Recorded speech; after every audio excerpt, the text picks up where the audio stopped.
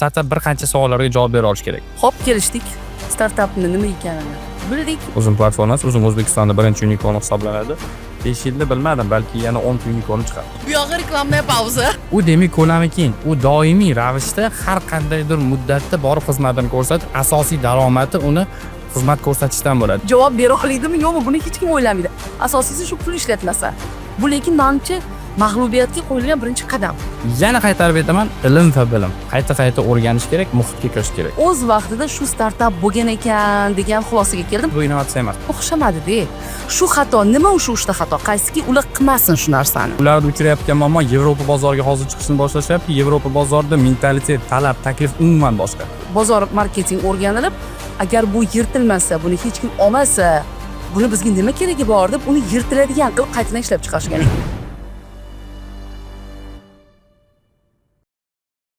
Assalomu alaykum. Innovatsion rivojlanish agentligi podkastlarni yo'lga qo'ymoqda. Demak, bugun bizda debyut va dasturimizning ilk mehmoni startap ekotizimini rivojlantirish bo'limi boshlig'i Azizbek Ilhamov. Azizbek, assalomu alaykum. Assalomu alaykum. Xush kelibsiz. Startap nima o'zi degan savolni bermayman. Savolim shunaqa. Aytaylik, mana bugun startaperlar, har xil g'oyalar bor. Soha qaysidir ma'noda harakatga ega va aytingchi, mana mutaxassis sifatida bugungi bizni bozorimizdagi startaplarni 1 dan 10 gacha bo'lgan balda necha ball berardingiz? Juda yaxshi savol bo'ldi, lekin baribir ruxsat bersangiz, umuman mana bizni podkastimizni birinchi marta ko'rib turgan insonlar uchun o'zi startap haqida baribir tushuncha berib o'tishimiz kerak deb hisoblayman. Kerak, baribir aytish kerak, chunki men necha bor seminarlar o'tkazmay, necha marta o'tkazmay, baribir yangi odamlar qo'shilaveradi va shu savol yana qayta tug'ilaveradi. Nimaga men bu narsani aytyapman? O'zbekistonga o'zi startap tushunchasi kirib kelganiga unaqa ko'p bo'lmadi. Unaqa ko'p bo'lmadi deganda men yaqin 5 yillikni aytyapman. Misol uchun Toshkent shahrida, Andijonda, Nukusda startaplar yaxshi rivojlangan bo'lsa, boshqa regionlarimizda hali unaqa zo'r rivojlanmagan va ko'pchilik o'zi startap haqida tushunchaga ega emas. Xo'p, keling, endi startap nima? Startap bir qancha savollarga javob bera olish kerak. Startap birinchi o'rinda qandaydir muammoga yechim bo'lish kerak. Ya'ni aniq bir muammo va aniq muammoga yechim bo'lish kerak. Bu birinchi o'rinda. Ikkinchi o'rinda nafaqat muammoga sodda yechim, u an'anaviy biznes turidan farq qila olish kerak. Misol qilib aytadigan bo'lsak, an'anaviy biznes turidan. An'anaviy biznes turi bu nima? Ishlab chiqarish jarayoni bo'ladigan bo'lsa, siz qandaydir uskunani chet eldan olib kelib, shuni ishlab chiqarishni yo'lga qo'ydingiz. Ya'ni qandaydir qadoqlash uskunasi. Qadoqlash uskunasini qadoqlamoqchisiz, siz yangicha uslubda, yangi ranglarda qadoqlamoqchisiz. Bu innovatsiya emas. Bu baribir an'anaviy biznes turiga hisoblanadi. Bozorda bor narsa, buni olib kelyapsiz, bunda qandaydir intellektual mulk ishlatilmayapti, yangilik qo'shilmayapti. O'zi bor narsa shundoq transfer texnologiya bo'lyapti. Va demak, birinchi o'rinda bu muammoga yechim bo'lyapti. Ikkinchi o'rinda siz noan'anaviy biznes turi bo'lish kerak va ko'lami keng bo'lish kerak. Ko'lami keng bo'lganda takrorlanadigan, bozori o'sa oladigan yirik startaplar bo'lish kerak. Shu o'rinda bir o'qigan ma'lumotim bizni mavzuyimizga to'g'ri keladi nazarimda. Sal ayollarni mavzusi-yu, lekin demak o'z vaqtida shu startap bo'lgan ekan degan xulosaga keldim. Kapron kolgotkalarni bilasizlar. Shuni ishlab chiqarishganda avvaliga u demak mahsulot umuman yirtilmaydigan, qayta kiyish mumkin bo'lgan ekan. Shunda bozor marketing o'rganilib, agar bu yirtilmasa, buni hech kim olmasa, buni bizga nima keragi bor deb uni yirtiladigan qilib qaytadan ishlab chiqarishgan. Juda to'g'ri. Mana shu bilan bu ko'lamini kengaytirish hisoblanadi. Ko'lamini kengaytirish hisoblanadi. Endi bu degani faqat ishlab chiqaruvchilar, demak biz mahsulotimizni sifatsiz qilib tezroq buzadigan qilish kerak degan tushuncha emas. Misol keltiraman. Bizda bir loyiha egamiz bor, lift ishlab chiqaradi. Endi bu innovatsion loyiha demayman, lekin yechim sifatida aytaman. Lift ishlab chiqaradi. Lift to'g'ri, bitta qo'yilgandan keyin 15 yil, 20 yil xizmat qiladi. Uni o'zi garantiya berishi 10 yil. Kafolat beradi. Kafolati 10 yil. U nimadan pul qiladi? U xizmat ko'rsatishdan pul qiladi. U demak ko'lami keng. U doimiy ravishda har qandaydir muddatda borib xizmatini ko'rsatib, asosiy daromadi uni xizmat ko'rsatishdan bo'ladi. Liftni o'zini puliga qo'yib bersa ham daromad xizmat ko'rsatishdan. Ya'ni mana shu innovatsion yechim hisoblanadi. Xo'p, kelishdik. Startapni nima ekanini bildik. Endi baholang. Bizga bahoyingizni ayting. Endi juda ham muhim. O'zbekistondagi hozir umuman startap ekotizimini baholaydigan bo'lsak, yana boya gapimga qaytaman. Startap o'zi umuman bizda yangi tushuncha. O'zbekistonda umuman davlat tomonidan startaplarni qo'llab-quvvatlash 2019-yilda boshlangan. Bu aynan Innovatsion rivojlanish vazirligi paytida, o'sha Innovatsion rivojlanish vazirligidan grant mablag'lar ajratilish boshlangan. Bu grant mablag'lari nima degan? Grant mablag'lari bu ya'ni qaytarib berilmas pul. Ya'ni siz Xo'p, loyiha hozir bu haqida gaplashamiz. Bahoyingizni ayting, davom etamiz keyin.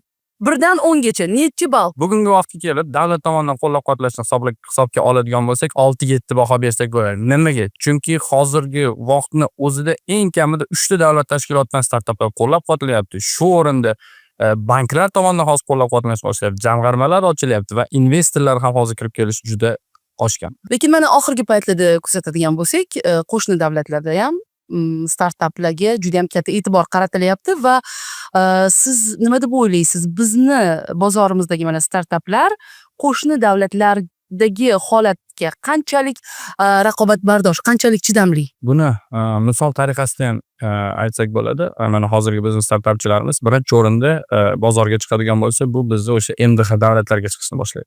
Biz bir necha startaplarimiz bor, MDH davlatlarda hozir xizmat ko'rsatayotgan yoki ishlab chiqarishni boshlagan startap. Qaysi qo'shni davlatlarda bor? Zotan MDH davlatlari Qozog'iston, Qirg'iziston, nimaga aynan bu davlatlarga chiqishadi? Chunki bizning mentalitetimiz bir xil.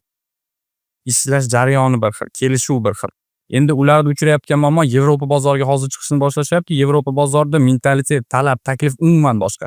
Loyihani kamida 30-35% ga o'zgartirib berish kerak. Ularga tushirib berish kerak. Eng osoni hozir o'zbek startaplari uchun maslahat aynan shu kasbga bozorga chiqish uchun bu MDH davlatlaridan boshlanadi va MDH davlatlaridan keyingina faqat Yevropa bozorlariga chiqish boshlanadi. Hozirgi vaqtda bir qancha startaplar men o'zim shaxsan bilaman, o'z qiymati 10 million dollardan oshgan startaplar va ular hozir Yevropada ham xizmat ko'rsatmoqda va MDH davlatlarda ham xizmat ko'rsatmoqda. Bulardan biri misol uchun Tasvision startap loyihasini aytsak bo'ladi, ko'pchilik biladi. Qozog'istonda startap nazarimda yaxshi ketyapti. Qozog'istonda startap juda ham yaxshi ketyapti. Shuni inobatga olgan holda ular bir qancha yo'lda xatoliklarga uchragan, bir qancha urinishlar bo'lgan, yangiliklar bo'lgan va biz u xatolarni bilgan holda, o'sha xatolarni takrorlamagan holda biz ular 10 yilda erishgan natijaga biz 5 yilda erisha olamiz. Aha. Chunki velosipedni qaytadan ixtiro qilish shart emas. Biz qayerda xato borligini, qayerda kamchilik borligini bilamiz va bekordan-bekor biz xorijiy tajribani o'rgangan holda qadam bosyapmiz. Hozirgi hammasi juda yaxshi ketyapti. Bunga bir qator misollar keltirardim-ku, lekin siz keyingi savolga o'taman deyapsiz.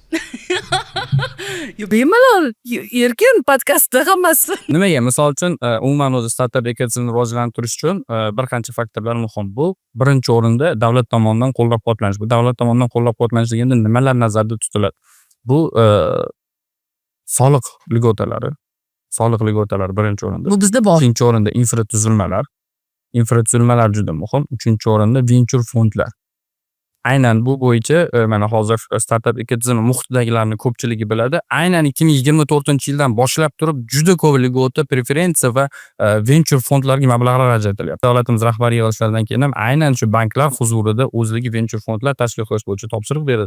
Eng kamida hozir 5 ta yo 8 ta banklarda venture fondlar tashkil qilinadi. Lekin baribir bilasizmi, agar amaliyotni mundoq kuzatsak, startaperlarni eshitadigan bo'lsak, ko'pchiligi loyihasi bor, loyihasini takomillashtirib qo'ygan, prototiplarni yaratgan, lekin baribir negadir ular investor jalb qilishga qiynalishadi. Bunga nima sabab? Nima uchun startaplarga bizda nima deydi? Endi ishonch bo'lmasligi aniq. Misol uchun Steve Jobsga ham hech kim boshida ishonmagan. Lekin bizda bu narsa sekinroq ketayotgandek tuyuladi menga. Balki adashayotgan bo'lishim mumkin. Siz bevosita startaperlar bilan ishlaysiz. Siz bevosita shu narsaning ichidasiz-da, chuqur ichidasiz. Balki unaqa emasdir, lekin mana tashqaridan, haligi nima deydi, shar ichiga deylik-a, bundoq tashqaridan qaraganingizda investorlar qandaydir bir masofa saqlayotgandek tuyuladi. Endi misol qilib aytadigan bo'lsak, misol hozir O'zbekistonda umuman o'zbek tadbirkorlarda puli bor insonlarimizda umuman startapga pul tikish ishonchi hali ham unaqa yuqori emas. Chunki biz o'rganganmiz, o'sha riski juda ham kam bo'lgan joyga pulni tikib qo'yib, uy olish bo'lishi mumkin, uy olib qo'yish mumkin, mashina olib mashinani chiqarish mumkin va hokazo. Bu ya'ni riski kam bo'lgan narsalarga pul berish o'rgangan, lekin startaplarga pul berish juda ham kam, lekin yo'q emas. Angel investorlarimiz bor. Hozir akselerator, xususiy akselerator, inkubatorlar chiqqan. Ular o'z tomonidan mablag' ajratyapti. Bu davlat tomonidan berilayotgan cheksiz imkoniyatlardan tashqarini aytyapman. Aynan shaxsiy angel investorlar. Kelishdik, qarang, aziz. Bir xil misollar bo'ladi. Men startapchilar bilan ishlayman. Bir xil startapchilarimiz bor. Aynan misol uchun bizdan grant yutib olganda va endi xatga borishim kerak, qayerga borishim kerak, nima qilishim kerak ekan, kimdir kelarmikin, pul beringlar yana qo'shimcha degan tushuncha bir xillar edi. Qolganlari bilan gaplashganimda man Mamutdan pul oldim, mana bunaqa ekan deb menga aytib bersa, men hayron qolaman. Shunaqasi bo'lar ekanmi? Keyin menga batafsil tushuntirib ber, men qolganlarga ham o'rgatay. Bu aynan inson o'ziga bog'liq. Imkoniyat juda katta. Kadrlarni o'g'irlash bo'yicha headhunter deylardi-ku. Ya'ni hozir startaplarni o'g'irlash bo'yicha xorijiy investorlar juda ham qiziqyapti va bir qancha startaplarni sotib olishgan. Tomoshabinlarimizga eslatib o'tmoqchiman. Startap haqida demak shuncha ma'lumot berayotgan bizning mutaxassisimiz o'zi ham aslida startaper, to'g'rimi? Startapdan boshlagansiz hammasini. Ya'ni nega bular aytyapman aziz startaperlarga, mana yoshlarga investitsiya jalb qilish uchun endi avvalo o'zimizni aytganingizdek milliy biznesmenlar, milliy mahalliy biznesmenlarni avvalo jalb qilish uchun keling mayli 5 ta emas 3 ta tavsiya mana taqdimot qiladi, lekin o'zini sota olmadi. Endi bo'ladi, yaxshi loyiha ekan-u, o'xshamadi-da. Shu xato nima o'sha 3 ta xato? Qaysiki ular qilmasin shu narsani? Endi investorlarni jalb qilish deydigan bo'lsak, bunda umumiy hammaga bir xil yondashuv berish iloji yo'q, lekin harakat qilaman misol tariqasida aytishga. Misol uchun sizni loyihangiz birinchi bosqichda deylik. Misol uchun pre-seed bosqichida, birinchi bosqichda endi g'oya bosqichida sizga 100 milliongacha bo'lgan mablag' kerak. Siz lekin loyihangizni 1 milliardgacha mablag' beradigan investorlarga olib borasiz. Nimaga bunday deyapman? O'shalar bilan borib gaplashasiz, shular bilan tayyorlanasizda va ular yuzingizni 2-3 ta tarsak tushiradi. O'sha tarsagini izi qoladi-ku. Ya'ni men nima demoqchiman? Ular sizga mana bu narsang hali xom-ku, nimaga bizani oldimizga keldik? Buni qilish kerak, buni qilish kerak deydi-ku. O'sha narsani o'rganib olib, shu narsani bilib olib, ularni talabiga hech bo'lmasa 50% ga yetib boradigan qilib to'g'irlab, keyin boya 100 millionga nasib bo'ladi. Bosqichma-bosqich hammasi baribir. Bosqich. Ya'ni bir qadam oldinga qo'yib turib, keyin yana bir qadam orqaga qaytib, yana shunday qilib olsa bo'ladi. Endi bu umumiy aytdim men. Umumiy misol uchun, ya'ni tajribani oshirish uchun, lekin bir qancha faktorlar bor. Birinchi o'rinda jamoani to'g'ri shakllantirish kerak. Eng birinchi o'rinda startap uchun bu jamoa hisoblanadi. Bizda gapingizni bo'ldim. Bizda ko'proq ish boshlayotganda hamma nima qiladi? Qarindoshini. "Ey, amakim o'g'li falonchi bor. Ke, Jasur, men bilan ishlaysan." Yoki bo'lmasa, ammamning qizi, administrator bo'lasan sen. U administratormi, yo'qmi o'zi? U telefonga javob bera oladimi, yo'qmi? Buni hech kim o'ylamaydi. Asosiysi shu pul ishlatmasa. Bu lekin menimcha mag'lubiyatga qo'yilgan birinchi qadam. Juda to'g'ri. Endi bu boshida pul yo'qligida boshqa imkoniyat yo'q bo'lgandan shunaqa ko'rish mumkin. Lekin har doim aytib o'taman, men birinchi o'rinda investorlar jamoaga pul tikadi. Loyihasidan qat'iy nazar jamoaga pul tikadi. U jamoaning loyihasi unaqa zo'r bo'lmasa ham biz bilan birgalikda zo'r bo'lib ketadi, chunki jamoa zo'r tushunyapti deydi, jamoaga pul tikadi. Lekin g'oyasi zo'r bo'lib turib, jamoada siz aytayotgandek hammasini xolasa marketolog bo'lsa, yana kimdir bo'lsa, u soha mutaxassisi bo'lmasa, bu degan qarindoshdan olish kerak degan emas. Qarindoshdan ichida balki zo'r mutaxassislar bo'ldi. Lekin soha mutaxassisi bo'lmasa, g'oya zo'r bo'lgan bilan investorlardan pul olish juda qiyin. Mana Innovatsion rivojlanish agentligi haqida gapiradigan bo'lsak, tanlovlar bor, grantlar ajratiladi. Mana shuni aholiga, o'sha yoshlarga yana ham yaqinroq qilish uchun nima qilish kerak deb o'ylaysiz? Buni men juda ko'p seminarlarda aytaman va yana takror aytishdan charchamayman. Nimaga? Birinchi o'rinda startap muhitga kirish kerak. Hamma savolga o'sha yerda javob oladi. Ya'ni o'sha yerda qo'pol aytganda bir seminar onlayn, offlaynga keladigan bo'lsa, undan ham yaxshi. Offlayn seminarga kelib turib, o'sha yondagi odamlar nima qilyapti, qayerga topshiryapti, qanday topshiryapti, o'sha o'zida biladi. U loyihani qanday topshirishdan qat'iy nazar o'zi u loyihani qilish kerak emasmi bir xillar tushunib oladi. Nimaga? Chunki yonidagi odamlarni bu bo'yicha tajribasi bo'lishi mumkin, odatda bo'ladi. Endi g'oyasidan kirib kelayotgan odamlar bunda unaqa unikal g'oya bo'lmaydi. Shu joyga Aziz, gapingizni yana bo'laman. Kecha seminar o'tkazdingiz, 1 soat gapirdingiz va seminardan so'ng menga aloqaga chiqishyapti. Aziz akaning raqamlari kerak. Boya seminarda biz Farg'onadan kuzatdik seminarni. Seminarda aytdilar, g'oyanglar bo'lsa, menga aloqaga chiqinglar, men sizlarni yo'naltiraman deb aytuvdilar. Xo'p, bo'ladi, hozir beraman raqamlarini deb. Shu opa telefonda gaplashayotganimda, g'oyamni yetmasa men bo'ladimi? Men aytdim, g'oyangiz yetmasangiz, ular qanday yo'naltiradilar sizni deb. Qizg'anchiq startaperlarimiz bilasizmi shuni? Juda ko'p uchraydi bunaqalar. Har gal shu misolni aytaman, yana o'rnatib shu misolni aytib bering. O'zimning eng yaqin 20 yillik do'stim ham menga g'oyasini haligacha yetmagan. Lekin o'sha g'oyani hali ham qilmayapti. O'sha g'oyaligacha miyasida g'oya bo'lib qolib ketyapti, bu narsani to'g'ri tushunish kerak. Lekin aytib o'tganimdek, agar g'oyani bo'lishmasa, o'sha g'oya bo'lib qolaveradi, amalga oshmaydi. loyihani takomillashtirish uchun boya aytib o'tganimdek har bir gapimda baribir maslahat bo'lyapti, ilm bo'lyapti, ilmga bog'lanyapti. Bu borib birov bilan gaplashsam bu ilm olish, bu o'rganish. Shu o'rinda loyihani birinchi o'rinda bo'lish kerak. Ota-ona bilan, do'stlar bilan, aka-uka, opa-singil, qon-qarindosh va hokazo ishxonadagilar, ularga kim bo'lsa ham boshida, ya'ni birinchi Jamoa doiramiz. doiramiz. Bizni muxlislarimiz, bizda jurnalistikada shunaqa narsa borda. Maqola yozganingda birinchi bo'lib adingga, opangga, akangga, ukangga o'qib bergin. Agar ular tushunsa, demak seni maqolangni hamma tushunadi deyishardi. Demak startap ham shunaqa. Xuddi shunaqa. Ya'ni birinchi o'sha ulashib turib, ulardan keyin qayta aloqa, ya'ni feedback olish kerak. O'sha feedbackka asosan loyihani yana ham takomillashtiradi. Yo'q, do'stim, bu joyini biz misol uchun 3 yil oldin qilganmiz. Bunday muvaffaqiyatsizlikka uchraganmiz. Bu narsani inobatga olish kerak va mana bunday qilib qilish kerak. Agar yechiming bo'lsa qil. Hech bo'lmasa u yechim olmagan taqdirda ham qaysi yo'l bilan yurish kerak emasligini hech bo'lmasa biladi. Bu katta yutuq, vaqtdan yutib qoladi hech bo'lmasa. O'shaning uchun ko'proq loyihani taqdimot qilish kerak. Ko'proq odam bilan gaplashish kerak va tavsiyalarni olish kerak. Hammasi borib ilmga taqaladi. Ilm, o'rganish shunga taqaladi. Ilmni qayerda olish mumkin? Ilmni yana qaytarib aytaman, yana startap muhitga kirish kerak. Startap muhitga qanday qilib qo'shiladi? Startap muhitga Parvoz kanalimiz orqali qo'shiladi. Bu yog'i reklamная pauza. Ya'ni bu degani o'sha inkubatsiya aksiyasi dasturlariga qo'shilish kerak. Parvoz kanalida ham bo'ladi juda ko'p dasturlar, lekin umuman juda ko'p tashkilotlar tomonidan inkubatsiya aksiyasi dasturlar qilinyapti. Agar loyihangiz g'oya bo'ladigan bo'lsa, juda ham yosh bo'ladigan bo'lsa, buni inkubatsiyaga olib borish kerak. O'zi inkubatsiya nima? Shu inkubator so'zidan olingan, ya'ni biznes inkubator bu. Yetishtirib chiqadi. Tuxumni jo'ja darajasigacha yetishtirish uni asosiy maqsadi inkubatorni. Jo'ja bo'lib yetishib chiqqandan keyin inkubator kerak emas. Bo'ldi, tugatiladi, uni faoliyati tugatiladi. Ya'ni xuddi shunaqa biznesda ham boshida sizda g'oya faqatgina tuxum holatida uni jo'ja qilib yetishtirib, qo'lga olib, MVP'sini qilib, kichik ishlab chiqarishgacha olib chiqquncha bu inkubator vazifasini bajaradi. Ya'ni tuxumni faqatgina o'sha keraklik haroratini ushlab turib, kerakli haroratni ushlab turib, vaqtida qarab turib, o'shanda yetishtiriladigan bo'lsa, inkubatordagi loyihangizni ham xuddi shunday. Kerakli haroratini ushlab turib, sizni yetishtiradi. Ya'ni o'sha biznes treninglar, o'sha moliyaviy maslahatlar, loyihani MVP darajasiga olib chiqish va hokazo buxgalterlik maslahati va shu unga o'xshagan narsa maslahatlar bilan birgalikda ular sizga kerakli bilim darajasini berib, o'sha loyihangizni olib chiqadi. Undan keyin nima bo'ladi degan savol. Mayli, hop jo'ja bo'ldi, jo'jani endi qanday ko'paytiramiz? Jo'jamizni odatda nima qilishadi? Broiler tovuqlar degan tushuncha bor. Broiler tovuqlarni ular nima qiladi? Ularni tez-tez dorisini beradi-da, ukolini qilib turib, ishirib olgandan keyin so'yib sotib yuboradi. Lekin bizga u tovuqlarni sotib olish kerak emas, ko'paytirishimiz kerak. Bu uchun bizda akselerator xizmat qiladi. Akseleratorda siz uje loyihangiz tayyor bo'lsa, akselerator bu nima? Bozorga olib chiqib, bozorni kengaytirib berish. Sizda loyihangiz inkubatordan chiqib bozorga chiqishi mumkin. Lekin bozorda ular yaxshi ketmaydi. Bu ishni nima qiladi? Ya'ni jo'jani kim oladi? Jo'ja har kimga kerak emas. Uni broiler qilish kerak, semirtirish kerak. Ya'ni loyihangizni kuchaytirish kerak.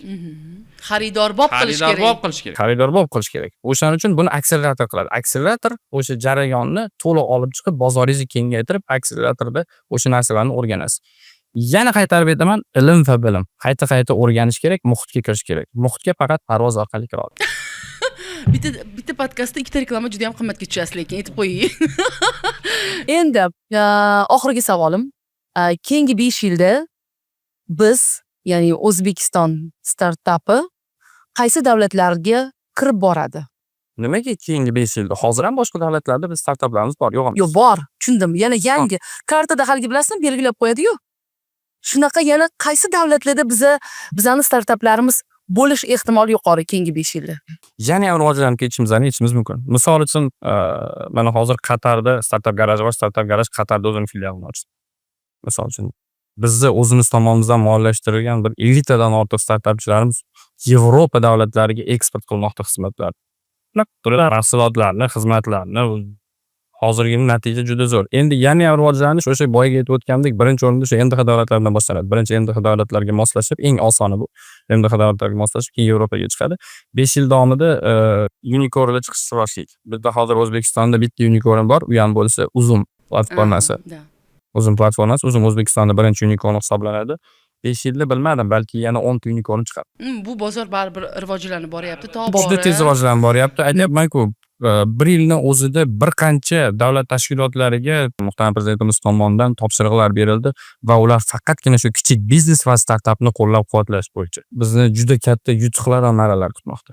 Nasib bo'lsa o'sha xaritadagi yangi davlatlar zabt etilganda va yangi startaplar, yangi siz aytayotgan loyihalar amalga oshirilganda yana mana shu studiyada demak uchrashamiz, suhbat quramiz. Endi 5 yildan keyinmi? yo'q, yaqin 1-2 oyda 5 yildan. yo'q. Siz yangiliklar juda ham tez bo'lyapti deyapsiz. Demak biz siz bilan unda tez uchrashib turamiz.